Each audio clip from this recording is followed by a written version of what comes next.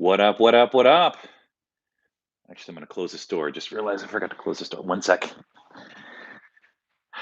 Super excited about this one. Would love to see in the comments where everyone is from. Where's everyone at? What city, what state, what region, what province, what country? Put it in the comments. Would love to see a list. And go ahead and share this out too. Let's get as many people on this as possible. In fact, I'm going to do this right now. Now, live. Now, live. All right, Oregon. What up, Oregon? Southern California. Love it. All right. Denver. Hey. Chicago. Awesome. Cool. All right. London, Canada. Nice. Atlanta. Hot Atlanta. Australia. Cold Canada. Boulder. Yep. Atlanta coming in. Philly. Love it. Tucson. Los Angeles. Where are the marshmallows? I ate them all. Just kidding. My kids and I roasted some in the fireplace tonight. So it was really fun. Boca Raton, upstate New York, Newport Beach, damn, Fort Lauderdale, North Carolina. Cheers. Drinking a Negroni. Hope everyone is having a wonderful night. Northern Illinois, Scottsdale, Minnesota, Australia again, Seattle. Huge representation. Okay, got 97 people on. Let's not waste any time here. So I want to go through some of the high level specs of this announcement that GM made earlier today. I was following along on the live stream, and first thing I want to say is this is incredibly encouraging that such a large, established, conservative company is making such a big effort for electrification. This is a really, really big deal. And companies like this don't do this for show. They don't put this much effort into a presentation and spend an hour, hour and a half talking about their electrification strategy and how they're going to tackle it if they're not serious. So I'm extremely excited for GM. GM, if you've got employees that are watching this live stream, congratulations. This is a huge leap, a huge step. It's encouraging to see companies like GM as well as Ford take these public displays of intent around electrification. It really does seem like they're jumping on board now. They're investing billions of dollars. In fact, I think what GM said is that over the next 5 years, they're going to be investing $20 billion, 20. Correct me if I'm wrong there, but I think that that's what I recall. Actually, let's do a billion. Okay, let's see here. So, is there a dollar amount? If you want to follow along here, I put the link in the description. So I think that my memory serves me correct. So 20 billion over over 5 years. So this is incredibly exciting. What up, Hyperchange? Incredibly exciting. This is a really huge deal. GM is serious. GM is a real deal. So let me just read through some of the high level specs here. So they're going to be striving for 100 kilowatt hour at the cell level. They said on this live stream, which I think was actually kind of a huge mistake, that their current per kilowatt hour cost for their battery cells is $145. So it's really, really interesting for these larger companies to talk about this because Tesla's been doing this for many, many years. In fact, I'm going to get off on a side tangent here, so I just want to cover some of the high level points here in case people are watching this post live. So they talked a lot about the flexibility of their skateboard or their pack, it being modular, so they can sort of scale up and scale down depending on the brand and the type of vehicle, whether it's a sedan, whether it's a SUV, or whether it's a truck. They during this live stream, they also showed this picture of the skateboard of the electric Hummer, which I thought was really, really cool. It was sort of like double stack. So it's interesting to see their thought process for how they're going to fit such a large battery pack in the Hummer. And speaking of size of battery packs, they did say that they're going to range from 50 to 200 kilowatt hours for their battery packs. and up to 400 miles of range. Now, I don't think that the Hummer is going to get 400 miles of range. You're probably going to see this 400-mile range with a sedan. They also don't talk about when they're going to introduce this 400-mile range. So this is another thing that they sort of left to be determined. So is this in 12 months that they're going to have a 400-mile car? I highly doubt it, although I would love to be wrong. Is this going to be in 5 years that they're going to have this 400-mile battery? This really, really matters because it does indicate how far along they are in their advancements of their battery technology. They talk about this platform, this electric platform called the Ultium, just a fancy way of saying that they're building this electric platform from the ground up, and it's going to be modular. So one of the other things that they talked about is that it's going to be able to facilitate level 2 to DC fast charging, and they say that it will have 400-volt packs and up to 200 kilowatt fast charging. And then for the truck platforms, it's going to have an 800-volt, 350 kilowatt fast charging capacity. So they're really taking a tip out of the playbook of Porsche here with leveraging this 350 kilowatt fast charging rate. Again, I don't know when they're going to introduce this. Will this be with their first pickup truck, or will it take some time for them to build this up, this 800-volt architecture? In addition to this, they also spent quite a bit of time talking about how they're going to be reducing the amount of cobalt in particular, but they also have some plans to reduce the nickel as well. With any of these lithium batteries, you typically have some element of cobalt, but pretty heavy on the nickel side. And I've done some videos and some interviews on the technical aspects of lithium battery packs. If you want to check those out, you can search for Ravi Kampaya. He's a PhD scholar in nanotechnology, basically in battery tech. He'll be working for Jeff Don here later this year, and so he's a smart dude. I highly recommend the couple of interviews that I've done with him. So I'm looking at the notes here. If it looks like I'm looking down and not at the camera, I'll spitball here in just a moment. Just want to cover some of the high level points.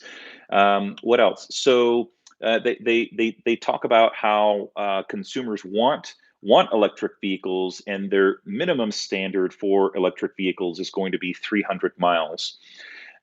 We'll see what this looks like, but it really does seem like they're going to start ramping up their electrification efforts. And let's see if there's anything else that I want to mention. So they did talk about the battery cell production. They're doing a joint venture with LG Chem. They're going to be producing or making this gigafactory. They don't call it a gigafactory because that's Tesla's vernacular, but they're going to be building a gigafactory. And when it is fully up and running, it will produce 30 gigawatt hours of battery cell supply. And they're making some significant investments in this. They did say that if the adoption of electric vehicles ends up happening faster than what they expect, then they can expand and build on to that gigafactory. My one question that I have, though, with this joint venture with LG Chem is that we've got all these news stories hitting that Audi and some of these other larger European automakers are having trouble getting a hold of these LG Chem batteries because LG Chem can't make them fast enough. So my question is, and this is just sort of a rhetorical question, and maybe you can sort of add your comments here as you're listening to this, but if LG Chem can't supply enough battery cells for these European automakers, how are they going to supply enough battery cells for GM? Does it make it any different that GM and LG Chem are doing a JV in Ohio? Will there be a little bit more priority for GM because it's a joint venture and they're doing this in a single building that GM probably mostly owns? So that's a big question of mine, and I think that GM will have to do some scripting and explaining on as they break ground on this gigafactory. One of the points that I made on Twitter today is, how are they going to address ramp up time for this 30 gigawatt with Tesla in particular, but some of these other companies that are also relying on companies like LG Chem. You've got Rivian as well that's going to be using LG Chem. You've got all, I think every major European automaker is also using LG Chem too. So LG Chem is going to have to hustle with acquiring these raw materials and really investing into things like mining facilities and in production facilities for the raw materials, and then actually producing the battery cells. GM talked about what type of battery cells they're going to be using. They spent all of their time talking about two types of formats or form factors. One is pouch style cell. I had the impression, based on their presentation, that most of their vehicles will include pouch style cells. And then they didn't say this explicitly, but I sort of put two and two together based on a couple of things that they mentioned in this presentation. They're going to also be using prismatic cells. And my impression is that they're going to be using the prismatic cells in China, probably for very similar reasons as to why Tesla is using prismatics for their Model 3 standard range vehicles being produced in the country. So prismatics and pouch style cells, they're going all the way. They talked about how they'd be able to stack horizontally these pouch cells as well as vertically. They've built this architecture, this skateboard architecture, the battery packs, to be very scalable, which I really, really love. It seems like they've thought through the ease of manufacturing these battery packs.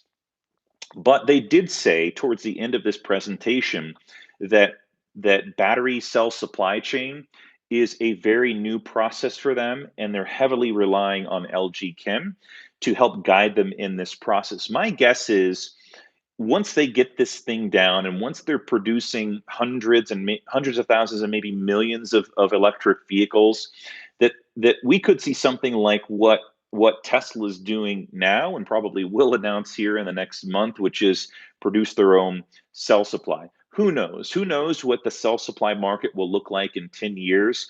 The price of the cells may have fallen so much that it just makes more sense to outsource to some of these cell suppliers like Panasonic, LG Chem, CATL, and some of these other major players around the globe. But I want to go back to the cost per kilowatt hour. In this presentation, they talked about the current cost per kilowatt hour being $145. Though Tesla hasn't talked about what their current cost per kilowatt hour is, um, I suspect that this battery day that Tesla's going to do next month, one of their big announcements is going to be that with their acquisitions that they've made, that they have will hit today, this year, the 100 kilowatt hour at the cell level for battery cells. I think that's a really, really big announcement. They haven't been talking about this. They used to talk about this all the time on the earnings calls, and then they, over the last couple of years, got really, really, really quiet about it. And my guess is they know they're about to hit it. And with some of these acquisitions that they've made, like Maxwell, like Hybar, and some of these other interesting smaller companies that are around the U.S., like some of the ones that have been discussed on other channels here in the Denver area, I think that Tesla's got something figured out. We all know that the cost of the cells, the battery cells, is the most expensive thing, and I think Tesla's been on a quest to drive that cost down. My guess is I think that they figured it out at the cell level. So it's interesting to me that GM has gone out publicly and stated what the cell cost is per kilowatt hour. If Tesla does end up coming out publicly next month and stating what their cost is at the cell level, I think it's going to make GM look like they're really far behind. Anyways, this is just pure speculation. This is not based on any inside information or anything that I know or that I've heard. But I do think that Tesla has been working behind the scenes to make this happen, and it's a fundamental part of them um, continuing to produce vehicles and at an affordable cost. It's really really fundamental. So they need to do this. GM mentioning this, I think this is something that you're going to want to follow, especially in the next 30 to 60 days. It will really let us know how far along GM is with their electrification process. So that's why I mentioned that. What else are we talking about here? So I'm going to go to.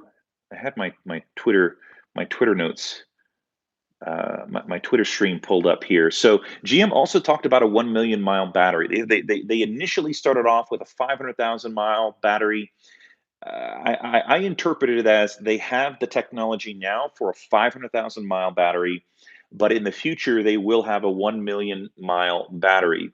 They did spend some time also talking about the importance of recycling these cells. They said that, well, this is what I sort of paraphrased. GM will reuse and recycle battery cells that have reached the end of their life. And then just humorously, I said, dunking on the EV haters who say that EVs are not as environmentally friendly as gasoline cars. So if GM is thinking about this, they're probably putting some time and some effort into either themselves or a third party supplier taking those batteries, recycling them, pulling those precious materials apart and reusing them for future cells. GM did say that they are, quote, all in on batteries. So this tells me that they're really, really serious and they understand the importance of battery cells when it comes to ramping up the electrification process. I'm going to take some questions here in just a moment. I just want to make sure that I hit all of the points that I wanted to. So I really do think that they've thought through this. They talked also about how they're going to tackle the charging piece, making it easy for people who purchase GM EVs to get home charging. They're partnering with a third party, a name that I hadn't heard of, but they're partnering with a third party to make it easy to get that charging installed in people's homes. They also talked about charging at workplaces as well as fast charging on the go. Um, the software that they talked about, how they built this software inside of the mobile app of this GM software, they did talk about how you'd be able to sort of map out your route, but the only challenge that I see with this is that they're using third party charging stations, and so I wonder how seamless they'll be able to make that for the end user.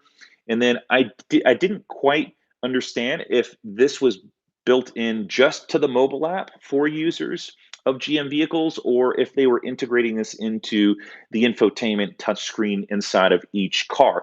It'd be great if they did what Tesla has been doing for many many years, which is you enter the end destination on the route on the map, and then it maps everything out and tells you how far you need to go or how long you need to go and what your state of charge will be when you get to that next charging station.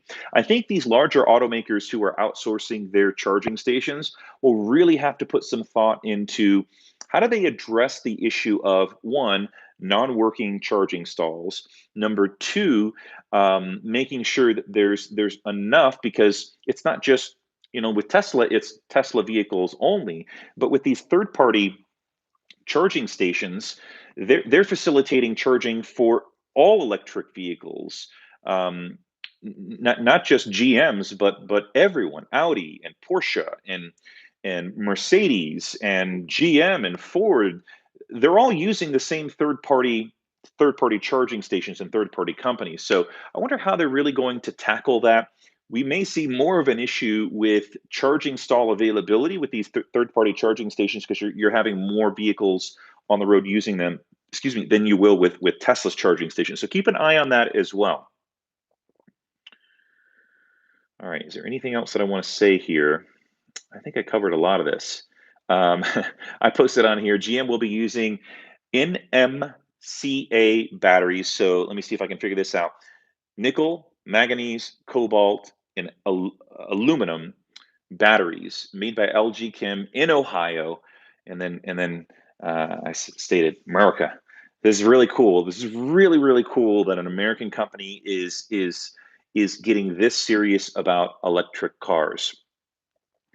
They stated that they filed 3,000 plus electric vehicle patents around the world. GM is serious. Now, whether they can create a product that is competitive with the market leader, that's a whole nother story. In fact, let's riff on that a little bit because this is GM is clearly serious about electric vehicles. They've stated this, their CEO, Mary Barr, has stated this publicly at presentations. This electric vehicle day that they've done today shows me that they are doubling and tripling and quadrupling down on their investments into electrification. This is great news. This is great news for cleaner air. This is great news for climate change. This is great news for mitigating pollution in big cities and fast-growing cities like Denver. But are they going to be able to produce a vehicle that is competitive? So here's the interesting thing. Right now, the only electric vehicle that they make is the Chevy Bolt. And if someone has this off memory, what is the range in the US for the Chevy Bolt? I think that it's somewhere around 263 miles. Does that sound about right? Someone please let me know, or someone Google that and let me know. Uh, so 259. Thank you, thank you. So 259 miles in 2020. Let's just rewind a little bit to 2012. Tesla with their 85 kilowatt hour pack Model S has had a 263-mile range. Am I remembering that 265-mile range is late at night? So, correct me if I'm wrong there, but they have been the market leader for the last 8 years in terms of the best range, and their 2012 Model S has yet to be topped. Now that's coming very very soon, but we're talking about 8 years since they produced this vehicle. Tesla did. So when you look at the competition, you really start to get this sense that these other automakers have really fumbled the ball with development of their battery technology. You hear a lot of these critics say that Tesla doesn't have any superior technology, and I would push back and say if it's easy to copy Tesla, if Tesla doesn't have any special technology, why hasn't any other automaker topped the 2012 Model S 85 kilowatt hour pack? So when GM talks about that they're leading in battery technology, that they've got some of the best technology out there, and when they start producing these electric vehicles, fantastic. I think it's going to address an important market. But if you're someone who's looking at an electric vehicle and electric vehicles that are not quite at parity with gasoline vehicles, are you going to pick the vehicle that has the most range? Or are you going to stick with the brand that you've been loyal to? Maybe you stick with the brand that you've been loyal to with GM. But if I'm a shopper shopping for an electric vehicle and I'm going from a gasoline vehicle that's got 400 to 500 miles on a single tank of gas, and I look at the electric vehicle lineup, I'm going to choose the one that has the best range. And at the moment, this very second, it is Tesla. So I do think that that's going to be an uphill battle for GM. How are they going to tackle that? How are they going to position that? We all know that Porsche has not done a fantastic job at at addressing this. Yeah, it's the Taycan is a beautiful car. It's super sexy on the inside and the outside, but the 201-mile range, especially if you're driving this as a performance car, is probably not going to get the 201 miles. Now, I've seen a few articles where publications have tested this, but they haven't done a full charge to 100% down to 0% or 1%. I want to tell you something interesting about this too, because this is something that I keep thinking about when I read these articles from these publications who say that the Taycan got more range than the stated 201 miles. So back in August or September when I had the Audi e-tron, I did this range test, and I actually never published the video. And then for whatever reason, I think I was in a hurry with making space on my memory card. I deleted that video, but that's just an aside. So I did a range test with the Audi e-tron, and I drove it from 100% all the way down to, I didn't run it out of battery, but I got as close as I possibly could. And what happened for the first 50% of the battery is that it was actually projecting more range than what the EPA range was on the vehicle by quite a large margin, by 20 or 30 miles. The vehicle actually got less efficient the closer that I got to 0%. And so what I ended up with was pretty close to the stated EPA range. And part of me wonders that because some of these publications have not done a full range test with the Taycan, I wonder if the first 50% of the battery pack of the Taycan, you're getting better efficiency than the remaining 50%. And I think that that's really, really important. And I haven't seen anyone do a full range test. So it's just sort of an aside. Like, how are these larger automakers like GM going to address the issues of range? I think that's probably first and foremost the thing that they're going to be most challenged with. And who knows what we're going to come up with Tesla's Battery Day. It's very likely going to push their top end range for the Model S and potentially the Model X over 400 miles of range. So if you're looking at an electric vehicle and you see a car that has 400 miles of range, and then you see a vehicle that has 275 miles or 290 miles of range, which one are you going to choose?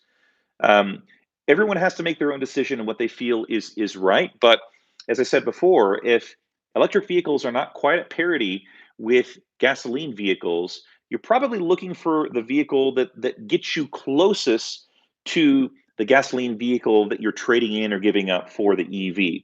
I could be totally wrong with this, but I know for myself as an electric vehicle owner and driver who's put 209,000 miles on my EV. Range is king. Range is the absolute most important thing in 2020.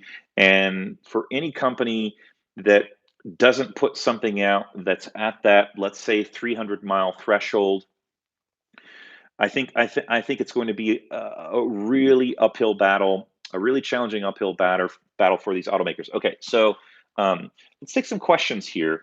How long are we going for? Damn, 26 minutes. Okay, so I'll roll for like another maybe 10 minutes. You have questions? I'm gonna get a drink of my cocktail here. Well, I don't know if Mary Barra sucks. I saw Harry say that. I have a lot of respect for female CEOs, first of all. Um, Especially in the automotive industry where it's extremely male dominated. It takes a lot of guts and it takes a lot of confidence to run an automotive company as a female. So big ups to Mary Barra if you're listening. Um, what about Neo? I've got to say that because they're a Chinese company, I don't spend a lot of time researching Chinese companies. Um, I would actually love to go to China. Maybe not right this moment, but I'd love to go to China and learn a little bit more about some of these Chinese companies. Can legacy automaker EVs truly compete without autonomy, over the air updates, and dedicated charging network? I think I think the range thing is going to be a challenge for quite a while. Charging network, I'm very optimistic about because you have a lot of these private companies, these third party companies who are building out these networks. And I think that they'll probably make quite a bit of ground far faster than what Tesla did. That's just my prediction. Over the air software updates is relatively easy to do. It's not a new idea. I think where automakers are going to run into some challenges is they've got to, in many ways, answer to dealerships, and so dealerships want these vehicles coming into their service centers because service centers at dealerships, 50% of their gross profit comes from service. All right, I'm looking for question marks here. Galley, do you think GM will be able to sell 1 million EVs globally by 2025, like they say? Man, it's going to be a really hard challenge. And I think it comes down to how quickly can they drive down the battery cost. They may be able to draft off of what Tesla's doing. I think Tesla will single-handedly drive down battery costs for every single automaker. So it's possible, but 1 million. So how long did it take Tesla? Tesla will probably hit 500,000 vehicles in 2020, and it's taken them 8 years, 7, 8 years to be able to do that.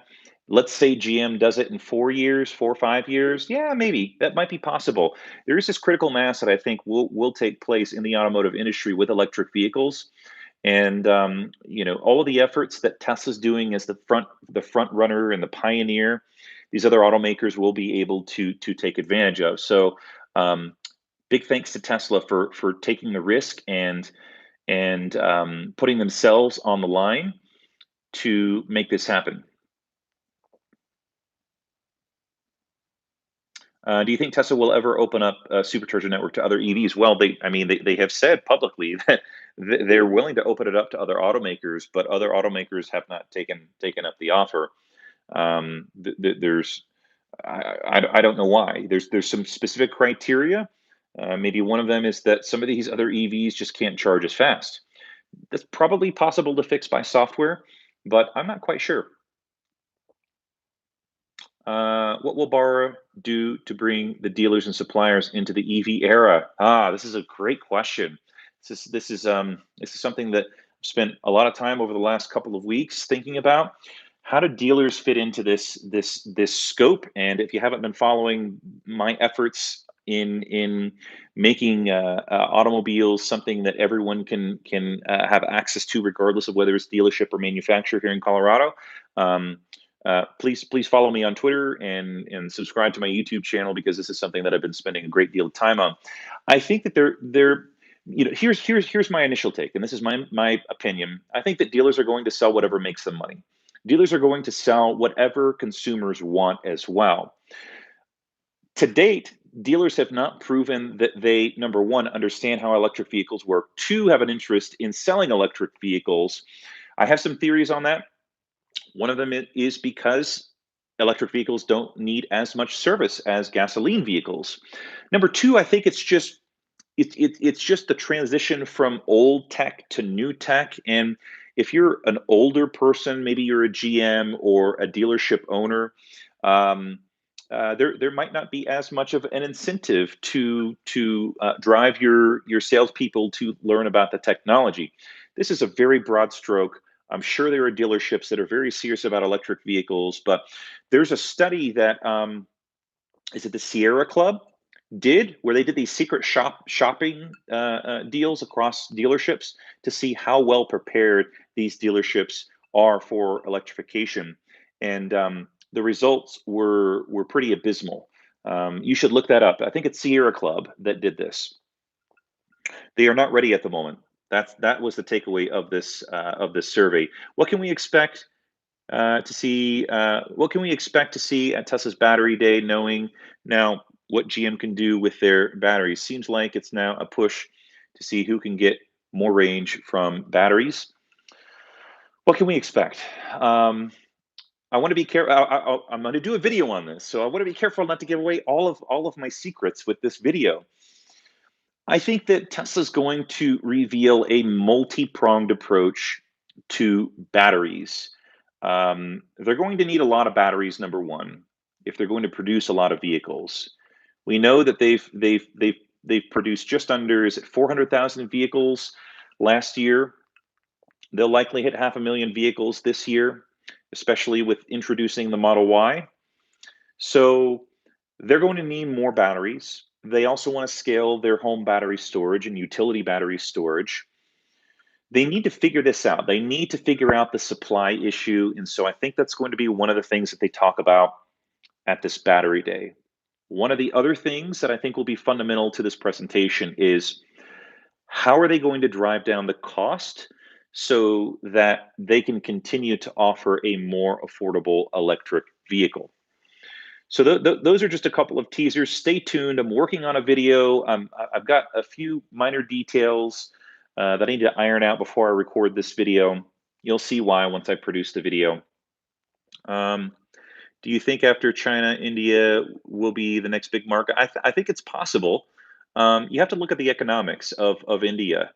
Um, oh, shout out to Nigel at Boulder Nissan. He's a rock star EV salesman. Set me up with him. I want to chat with him. I want to learn more about him. Uh, the Automobile Association tried to kill the EV. All the member companies will fail. Yeah, it's tough. Change is tough. Any view on Nikola? Yeah, I do. I went to their event, their world event, Nikola World or something like that in Scottsdale last year. I saw that they just got acquired by a larger company and are going public. They're going to need a lot of money to make this hydrogen thing happen. Here's the thing that they've got going up against them, the headwind that they've got. The big difference between hydrogen and electric is electric electric vehicles can take advantage of this 100-year infrastructure of electricity. Electricity is around everywhere. It's at every house, it's at every business, and anytime you want to build out a charging network, a refueling network for electricity, all you have to do is to tap into that infrastructure. So there's been 100 years or so, maybe more, of development of the electricity infrastructure. Hydrogen, on the other hand, is undeveloped almost completely.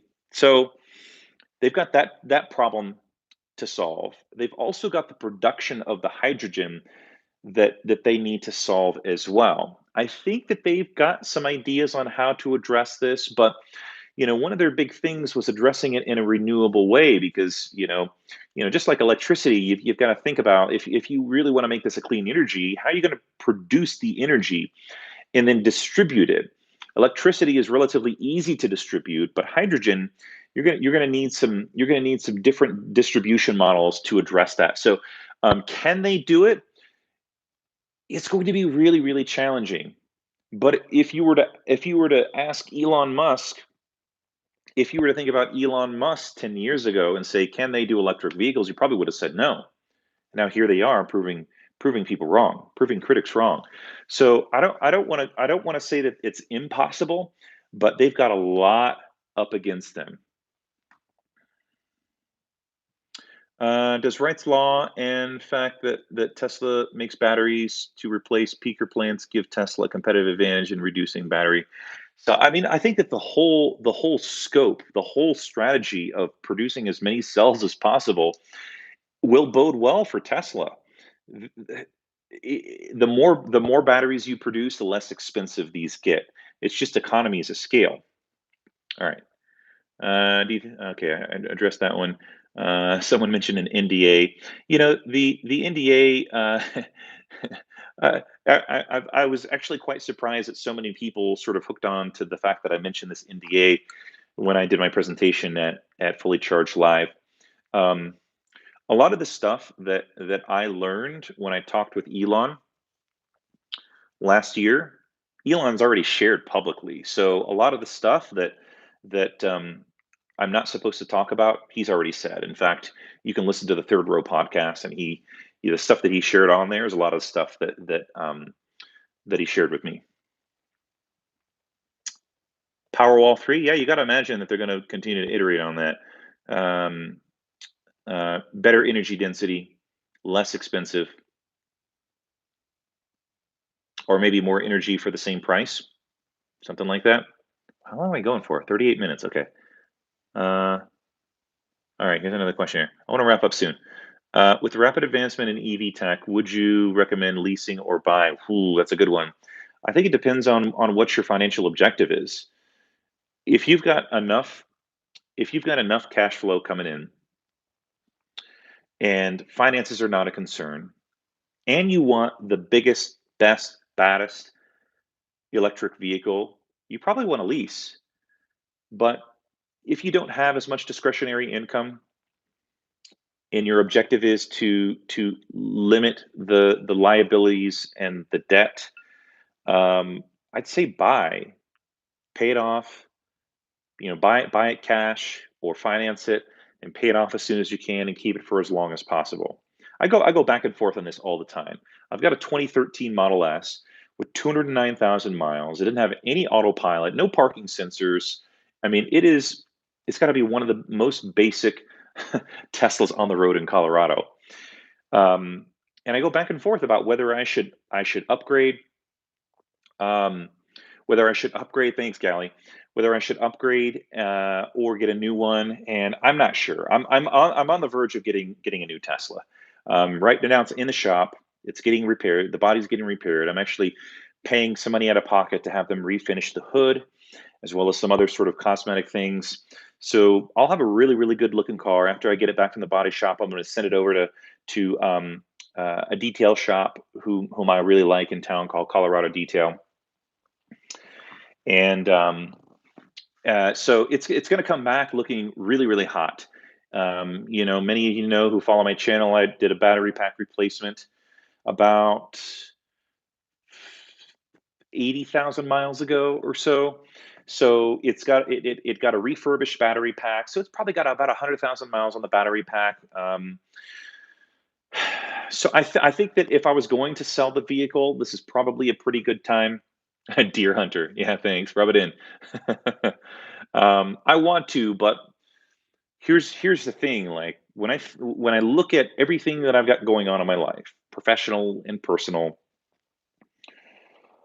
I have this fear as a business owner who I work for myself, I pay myself, and I have this fear that the real estate market is going to just bottom out, and then I've got these liabilities that I've got to consider. So I just don't want to be in that situation where I've got too many debts and not enough income coming in. Right now, it's really, really great. Business is great. Things are booming. I love it, and thank you to everyone who's worked with me. If there's any clients on watching my live stream, I really appreciate it. 1,000 horsepower or 500-mile range, which is more important? You're asking, Mac. The range is king for sure. Like, who needs 1,000 horsepower? Yeah, it's great, but um, who needs it? When solar cell prices drop a lot, how about a Tesla solar driveway? It's interesting.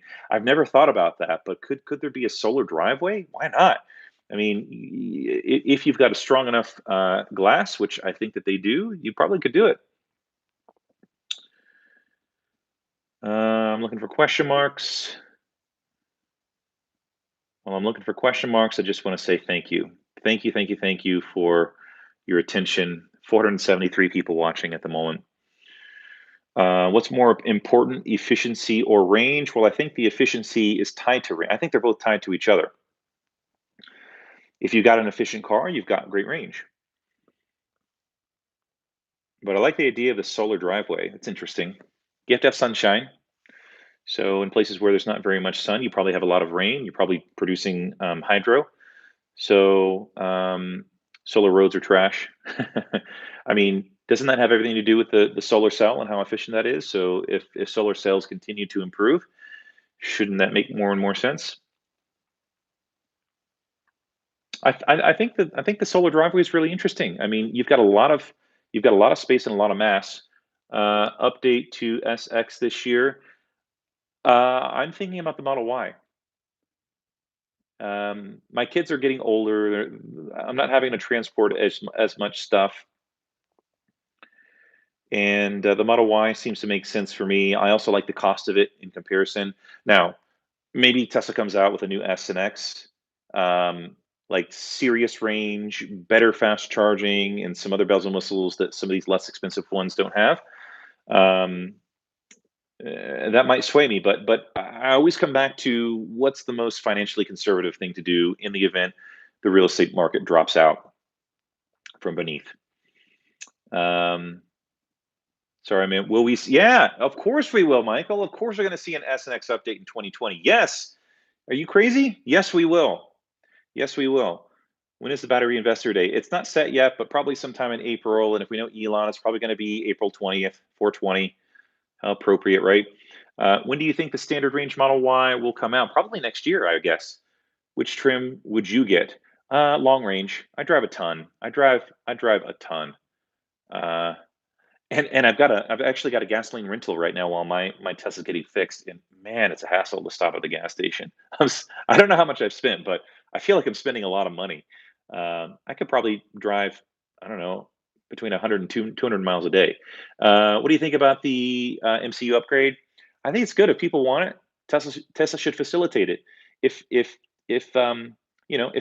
people want to pay money, I don't see why Tesla can't facilitate it. Can I keep a Model Y for 10 or 15 years? Who knows? What are your thoughts on long-term Tesla ownership from hardware perspective? I mean, you think about it like a phone or a computer, right? Like my phone, I'm using the phone for the live stream. Duh. Um, I've had my phone for almost 2 years. It's starting to get a little bit laggy. You know, could I keep it for another 4 years? Probably, but I probably won't. I'm getting antsy. If you hit 100,000 subs, will you get a Plaid Model S? Gally, you're nuts, man. Depends on how well I'm doing with real estate. If real estate is crushing it, um, yeah. I mean, if I'm gonna go Plaid Model S, why don't I go Roadster? If I'm doing well in real estate that well, why not Roadster? Do you think Cybertruck will have more range? Yes, they will. Cybertruck will totally have more range. Are you kidding me? Yeah. I mean, look at how they advertised it in the presentation. It was like range with a little plus sign. They're definitely going to have more range for sure. Tesla's figured out the art of under promising and over delivering, and I'm super pumped about that. 230 to 260 miles, most won't notice. Is 250-mile range enough for occasional road trips? No, no.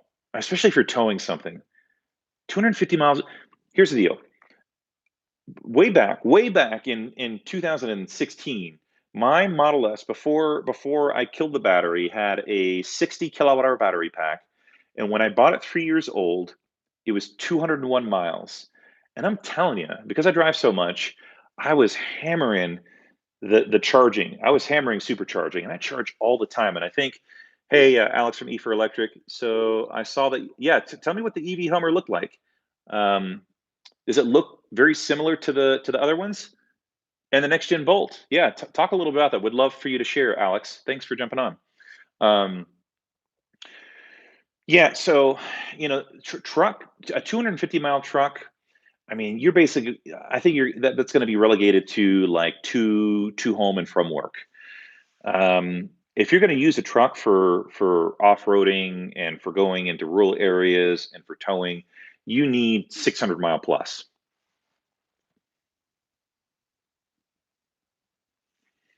Okay, Alex said it looks like the old Hummer meets the Honda Ridgeline. Interesting. So the new Hummer looks like the old one, but with a little bit of Honda Ridgeline in it. Interesting. So I would say that Rivian's R1T has a little bit of Honda Ridgeline in it. So the Hummer's got a little bit of sort of curved features, maybe around the front and back end areas. It's boring enough to sell very well. Wireless Tesla charging. I'm not sure where wireless charging is at. I think charging speed is super key. Yeah, so Alex says like the Rivian SUV. Okay, got it. Okay, so like SUV and pickup truck. Cool. Okay. Yeah, with wireless, lots of power loss, especially at high speeds that you need an electric vehicle. With a phone, cool. With an EV, like how long do you want to wait for that thing to charge? Have you looked at it? Have you looked at the single-seater EV, the Solo? No, no, it's not my jam. The new Bolt has a pretty good front end refresh. Good to hear. You know, I've gradually been warming up to the Chevy Bolt. It's not my stylistic preference. I think it looks a little bit odd. It's not super sexy, but not everyone wants a sexy vehicle. Some people just want a practical vehicle with good range. I'm a big fan of the efficiency of the Chevy Bolt. I mean, that really, truly.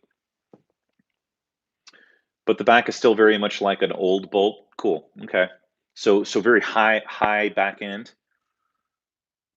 The seats have finally been updated. Good. They needed that. Those things were super basic. Model Y 7 seat. Uh, there's not going to be a lot of room in that third row. I saw that thing in person. When they did the reveal and I did the test drive, I sat in the second row and I looked back there. I don't know.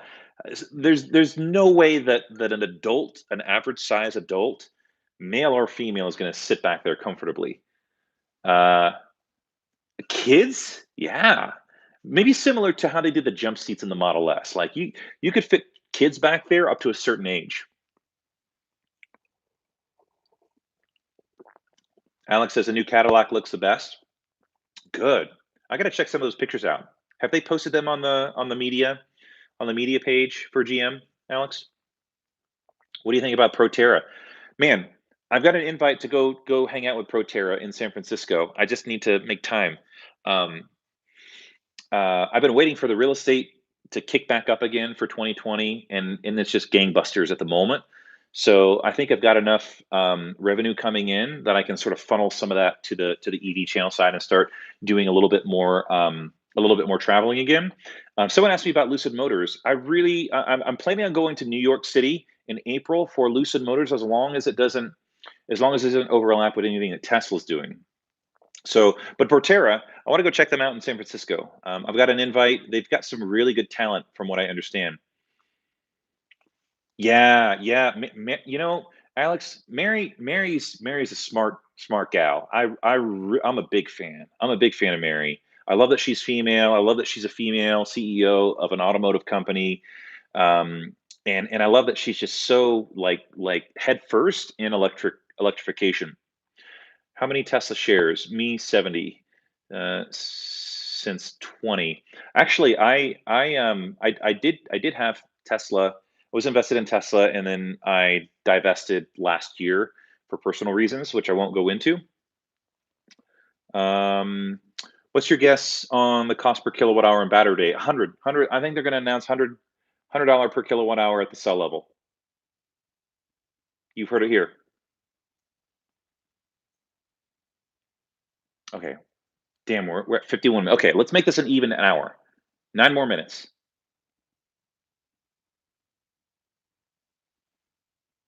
You ended up talking about Mary about hockey, because your son plays. Cool. That's awesome. Uh, you're thinking about getting hey, thank you, Brian. Really appreciate that. Let me know if you have a question. Happy to answer it. Um, thinking about getting a used 2015 Model S or a standard range Model 3. Which one has the better range? Any thoughts on new phase already breaking ground at the Chinese? Yeah, I think they're going to produce their battery cells at Gigafactory Shanghai. Makes sense.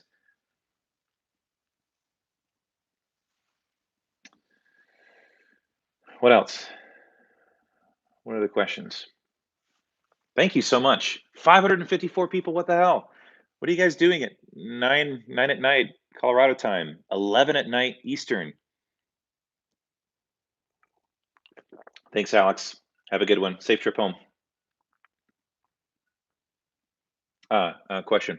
Um, uh, the new 500,000 square foot building, either leased or bought by Tesla down the road from Nevada plant. I haven't heard about this actually. They bought a 500,000 square foot building in Nevada. This is news to me. Post a link. Why do you think GM discontinued the Volt? I think that they want to electrify. I think they want to go 100% electrification. Good car, but I think if your plans are to go electric, you can't go plug-in hybrid. Thoughts on Tesla Panasonic relationship? Will it end?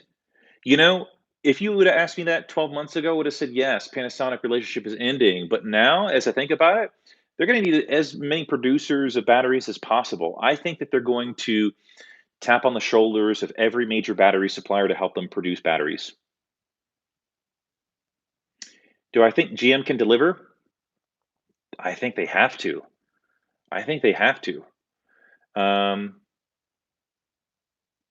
do I have any plans to meet up with Sandy Monroe? I don't. I want to do something for the Model Y. Model Y is going to be the next thing. So that's probably happening in 2020. I'll hit him up for Model Y. Him and I were chatting privately. You may see some stuff from him sometime soon. I don't know. I don't know. I'm not going to go out on a limb there. I don't know what I should say there and what I shouldn't. Um, So yeah, so I think it's possible that you might hear some stuff from Sandy Monroe soon um, about Tesla's production process. Dave, am I going to the battery day? Well, from what I understand, it's an investor day, and at the moment, I'm not currently invested. So unless I get a special invite or a hookup, I probably will just um, tune into the live stream.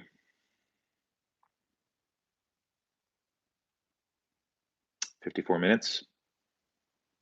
Uh, is there any news on Starlink, SpaceX going public? There's rumors. There's rumors. Starlink, Starlink um, doing their own thing seems to make sense. I've got some crazy theories on that I think a lot of people disagree with. I think Starlink and Tesla will partner together. I think Tesla will use once the Starlink network gets dense enough. I think Tesla is going to ditch their traditional cell providers and use their own thing. When will the next cheaper Tesla model come out? I don't know. That's a good question. We saw that rendering of the compact Tesla maybe in a couple of years. Um, any knowledge about Ultium batteries? Only what I mentioned earlier in the stream. All right, a lot of questions coming in here. Gally, why does Tesla using Starlink matter? I think it's a cost thing, and I think it's a reliability thing. If they're going to be sharing data to Tesla servers for their autonomy piece, I think it's fundamental that they control that. They control that from a cost perspective, but also from a reliability perspective. Pizza box in every car. Here's the thing with that. Yes, it's true that these dishes are large right now, but by the time that they've got a dense enough network with Starlink, you got to believe that they're working on shrinking that. So I don't believe it one bit that the pizza box dish is going to remain that size in, let's say, 3 to 5 years.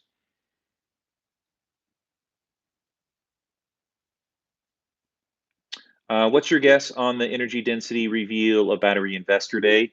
From a uh, how do they measure it? Hold on, let me see here. I was at this the other day. I don't access this information very much. So from a watt hours per kilogram. Well, if we look at Maxwell's recent most recent data, they've got greater than 300 watt hours per kilogram today, with a pathway to greater than 500. So I'm gonna guess to say that it's 300 watt hours per kilogram at least.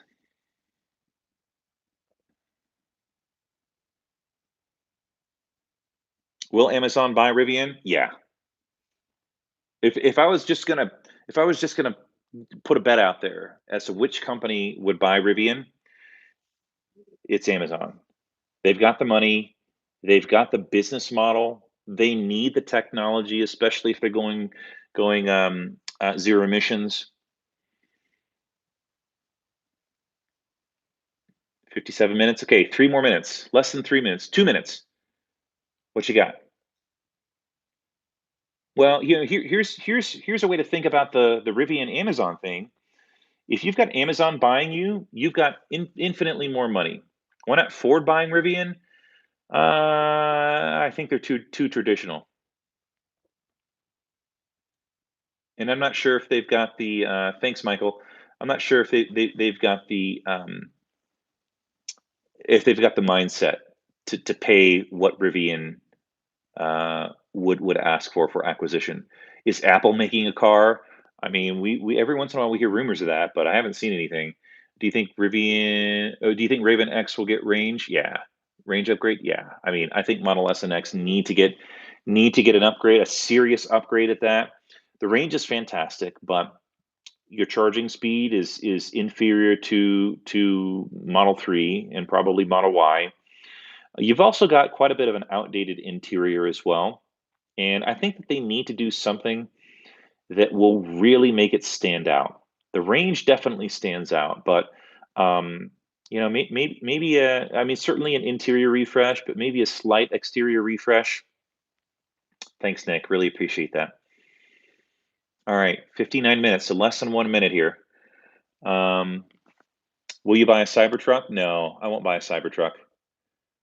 No, it's not my jam. Lex, thank you. Appreciate that. At what point does Wall Street stop supporting ICE manufacturers? I don't know. When it becomes a financial loss, I guess. Will Google or SoftBank outbid Amazon for Rivian? I mean, Google maybe, but Amazon seems like they've got a pretty large stake in the company, so they're invested in it to win it. 10 seconds. What's your favorite book? I really love Elon's biography. That's actually one of my most inspiring ones. There's some books guy, an entrepreneur called Gary Vaynerchuk. I really love all of his books. What's your favorite data point from the event? From the GM event? Um, I mean, maybe the amount of money that they're investing into it. All right. Thanks so much for tuning in. We've hit an hour. Crazy. Nutso.